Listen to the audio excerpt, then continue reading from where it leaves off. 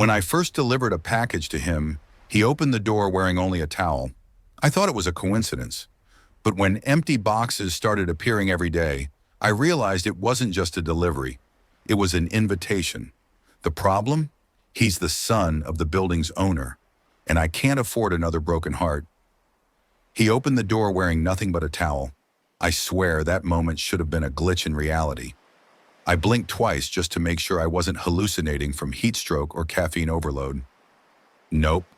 Still there.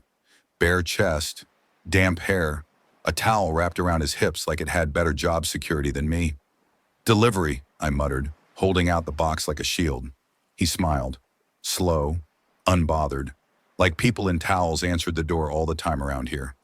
Perfect timing, he said. Just got out of the shower. Yeah, no kidding. My heart was thudding too loud to be normal. I gave him the handheld scanner. Our fingers brushed, just for a second. But it was long enough to short-circuit something in my brain. He signed it, thanked me, and closed the door. I walked away like I was escaping a crime scene. I didn't even know his name. Just apartment 4B. But from that moment, something shifted. I've delivered packages all over the city. Rich buildings, beat-up walk-ups, neighborhoods where dogs hate you on principle. Nothing fazed me. Until Westbrook. It wasn't just luxury, it was silent wealth. The kind that doesn't need to show off. Glass doors, polished floors, concierge with a face like stone. Residents with yoga mats, designer dogs, Bluetooth everything. I didn't belong, but my scanner didn't care about class. The first few days on the route were a blur. Same elevator chimes, same lack of eye contact.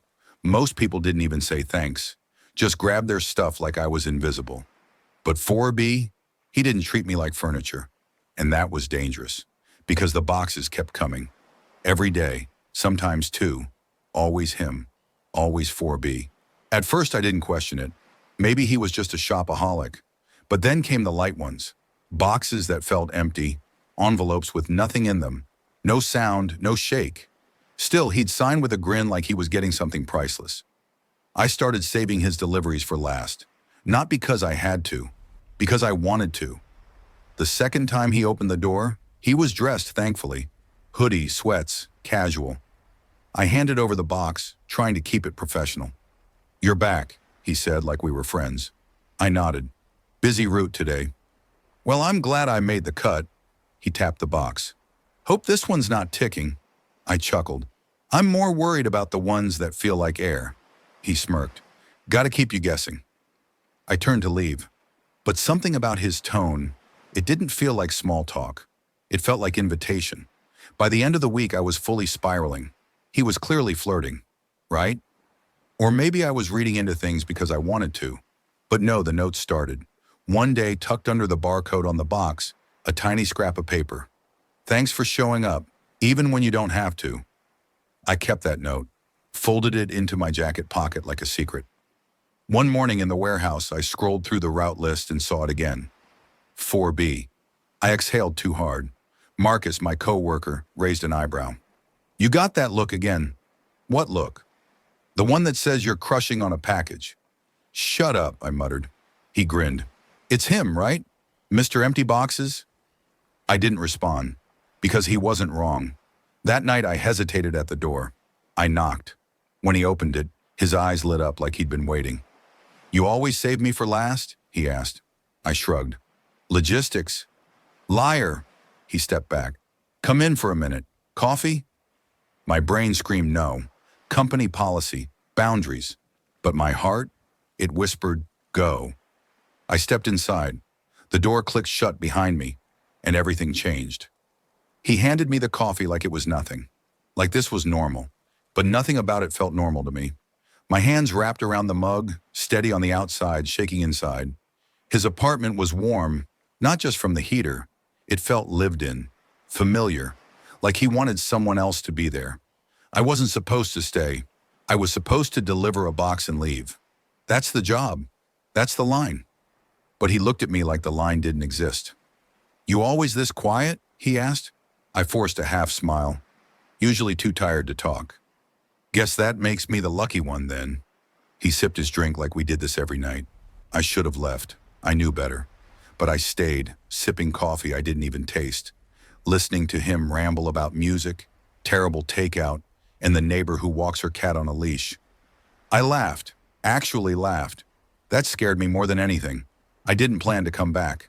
Not like that. But the next night, there was another box for 4B, suspiciously light again. Addressed to him, same handwriting. And I caved. He opened the door, already smiling. Back so soon? I handed the package over and turned to leave. You know, he called after me, you don't have to knock every time. I might just give you a key. I froze mid-step. Not because I believed him, because part of me wanted to. By week 2, I was in deep. I rearranged my route so he'd always be the last stop. I told myself it was efficiency. Fewer stairs, better flow, lies. It was him, the way he teased, the way he noticed things, like when I'd had a rough shift, or when I skipped breakfast and looked like it. He'd press granola bars into my hand without asking, like it was nothing, and I let him. Then came the crack. I was in the lobby, halfway through my deliveries, when I heard the concierge talking to a woman with a tiny dog in her arms. Of course, that's the manager's son, she said casually. Moved in months ago. Very polite, very private. My chest went cold. Manager's son. 4B. Suddenly, everything slammed into place. His confidence, his jokes, the way no one questioned all the deliveries. Of course not. Who would report the manager's son? I nearly dropped the scanner. Back in the truck, I couldn't stop shaking, because this wasn't just a crush anymore. This was dangerous. If someone thought I was crossing a line with a tenant, and not just any tenant, my job would be gone in a second. I pulled back. That night I knocked like usual. Gave him the box. No banter, no smile. His brow furrowed. You all right? Just busy, I said. Long night. He nodded slowly, but something in his face changed. Less teasing, more uncertain. Next day, same thing. Third day, he didn't smile when he opened the door. You're avoiding me, he said. I'm not, I lied. You're lying. He was right. Friday came. Another fake box. Another shift spent trying not to think about him. I made it to his door, handed him the package, turned to leave. Wait. I stopped. Didn't look back. Did I mess this up? His voice cracked on the last word. I turned. He stood there, holding the package like it was proof of something. His expression wasn't smug or playful anymore. It was just human. You've been different all week, he said. Quieter, like you're afraid to look at me. I swallowed hard. You didn't mess up, I said quietly. I found out who you are. A long pause, then. So? So you're not just another delivery. You're the manager's son. If anyone thinks I trailed off. The fear wrapped around my ribs like a fist. You think I'd get you fired? I don't know what to think. He stepped closer. Those boxes, half of them are empty. You think I need 12 shipments of whatever? I just wanted to see you. My heart pounded. You don't get it, I said. I need this job. And I'm not trying to take it from you. He looked at me, really looked, and I saw it. Not power, not control, just someone who wanted something real. You make my day better, he said, every single time. I didn't answer. I couldn't. I just walked away. But something followed me, something I couldn't shut off, because maybe, just maybe, I didn't want to. The next few days I tried to forget. I stuck to my route, stuck to the rules. No lingering, no talking. Knock, deliver, leave. But every time his name flashed across the scanner, something in me jumped, like a warning, like a promise. I told myself to stay away, emotionally, mentally, whatever it took to keep things clean. Safe. But I kept showing up, because even if I didn't say it, I wanted to see him. And every time I knocked, he opened the door like he was still hoping I'd change my mind. Then came the night that broke it. I'd just finished my route. Late. Rain still clung to my jacket. One last stop. 4B. He opened the door slower than usual. No smirk, no playful remark. Just stood there watching me. I handed him the box and turned to go. You're not going to talk to me anymore, are you? His voice was quiet, but it hit harder than I expected. I turned back. I'm just trying to keep things simple. He took a breath like he was bracing himself. You think I'm dangerous for you? I didn't answer. You think I've got power I can use, that I'm some rich kid playing games. Still nothing. But I'm not, he said. I'm just a guy who waited by the door hoping you'd show up. I looked down. You don't understand what it's like. Then tell me. I hesitated. No one ever asked that before. Not like that. I've had to hide things for a long time, I said. From family, from work, from people who think they get to decide who I'm allowed to be. He stayed quiet. I've been kicked out before, I added. Over one kiss, over the wrong person. I can't go through that again. The air between us went still. I'm not asking you to, he said. I'm not asking for anything, actually, except honesty. I stepped forward. You want honesty? He nodded once. I think about you more than I should. I rearranged routes just to see you last. I pretended your empty boxes were just a joke, but I kept them anyway. I don't even know what I'm doing anymore, but I can't stop. His eyes didn't move, didn't flinch. Then he said the last thing I expected. Okay, that's it. No pressure, no lecture, just okay. Like it was enough that I said it out loud. That night I didn't leave right away. He made coffee again. I sat on the edge of the couch, still in uniform, damp sleeves sticking to my skin. I didn't relax, not fully, but I stayed. He talked. Not to fill silence, just to share space. He told me about the worst date he'd ever had. The guy had brought his mother. I nearly choked on my coffee. I told him about the guy who ghosted me after seeing me on the job, said dating a delivery driver wasn't his vibe. Liam didn't flinch. He just said, then he didn't deserve you. That one sentence loosened something I didn't know I'd been holding. By the time I stood to leave, it was past midnight. He walked me to the door. You don't have to run every time, he said. I know. A beat of silence. Do I get to see you tomorrow? I don't know. He nodded like he understood, even if it hurt. And then just before I stepped into the hallway, he reached into the box I delivered, pulled something out, and held it up. A single chocolate bar. He grinned. Told you I order essentials. I laughed, couldn't help it. Then I left, but not empty. Back in the truck, I stared at my hands on the wheel. This wasn't supposed to happen. I was just a guy in a uniform. I carried boxes, not feelings. But here I was, full of both. And the truth finally hit me. I didn't want to be invisible anymore. Not with him, not to myself. I didn't plan to show up the next day, but my feet moved before my head caught up. By the time I reached the building, I had already decided not to knock on his door. I'd drop the box, walk away, pretend the conversation, the honesty, the almost, hadn't happened. Then I stepped into the lobby and everything shattered. The concierge didn't look up, but I could feel the weight of the stares, of the whisper behind me. Isn't that the delivery guy from the other night? The one who... I didn't hear the rest, but I felt it. The freeze. The way two women paused their walk to the elevator and looked. Just long enough. Someone had seen us, or guessed, and now I was no longer invisible.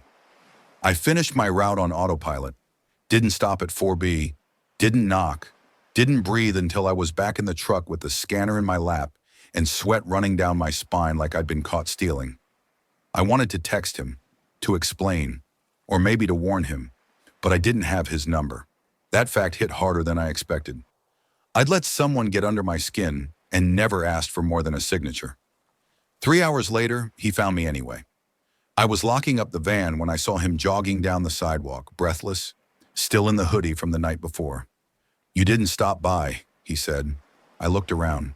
Too many eyes. He followed my gaze and stepped closer, quieter now. Is something wrong? There were people talking, I said. They saw us. He frowned. Doing what? Talking in a doorway? You know what I mean. And you care what strangers think? No, I said too fast. Yes, I mean, I care what it does. To who?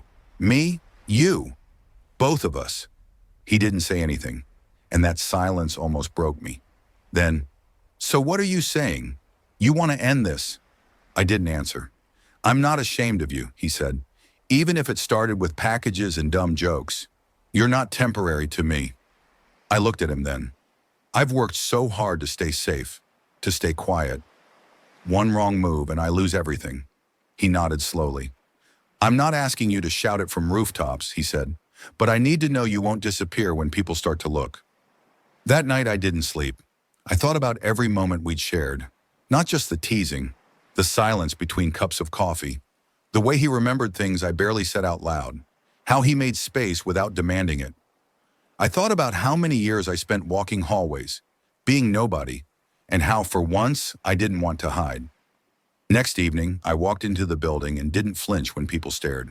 I held the box under my arm like it was nothing more than what it was, except this time, it wasn't empty. Inside was a note, my handwriting. Open the door if you're still sure. I knocked. A pause, then it opened. He didn't speak. He just read the note, looked at me and stepped aside. And I walked in. We didn't talk much that night. He handed me a cup of coffee like always. But the quiet felt different, like we'd crossed something invisible and left the fear behind. We sat on the couch, close but not touching, breathing in sync. He didn't need to ask if I was staying, and I didn't need to explain why I came back. The next morning I came by again. Off the clock, no scanner, no uniform. He was waiting at the door. This time he held out 2 cups of coffee without a word, and when I took mine, our hands didn't just brush, they held and didn't let go. We didn't need to define anything, not with words, not right away. The next few weeks became routine, not deliveries and scanners, but something simpler, better. I'd show up after work, off the clock, no packages, no excuses, just coffee, quiet company, shared playlists, jokes we didn't have to explain. I stopped waiting for the other shoe to drop, because with him it didn't feel like a risk anymore. It felt like the beginning, but people talk. They always do. And eventually it stopped being whispers in the lobby. Someone left a comment on the internal system. Anonymous, of course. Inappropriate relationships with tenants. Unprofessional behavior on shift. My stomach sank when my supervisor called me in. He didn't yell, just slid the tablet across the table and waited. I read the complaint twice before I looked up. Whoever wrote this doesn't know the whole story, I said. Maybe not, he replied, but it doesn't look great from the outside. You delivering boxes at night, spending time in units. People make assumptions. I clenched my jaw. So what happens now? He studied me, then sighed.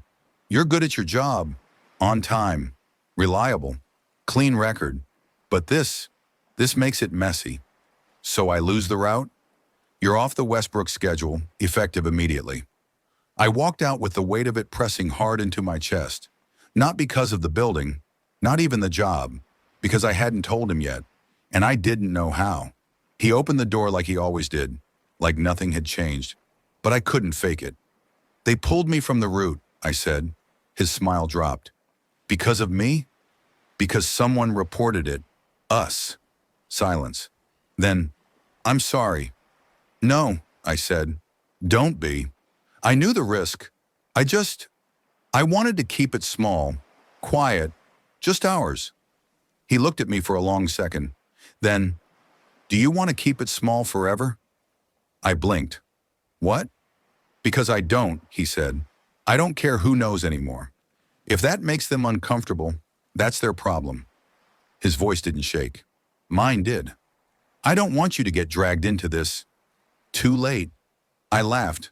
Not because it was funny, because he said it like he meant it, like he'd already decided we were worth it. That weekend, we walked into the cafe 2 blocks from his building. It wasn't a statement. We didn't hold hands. We didn't kiss. We just sat down, ordered coffee, talked like we always did, and people looked. They always do. But this time, I didn't lower my eyes, because this time, I wasn't ashamed. The job found me a new route, further out, longer hours. But at the end of every shift, he was there. Sometimes waiting in front of the building, sometimes at the train station, always holding a cup of something hot. He joked it was tradition. I told him it was home. One night, a delivery showed up at my door.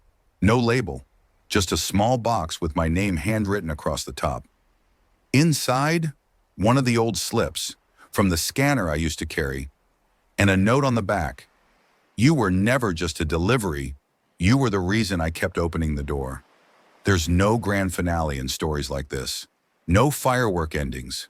Just two people who refuse to keep hiding, and a choice, made over and over, to show up even when it's easier to disappear. He still teases me about the first time we met, still laughs about the towel. I still keep the first note he wrote folded in my wallet, and sometimes when people ask how we met, I smile and say, I delivered the wrong thing that day. What was it? They ask. My heart.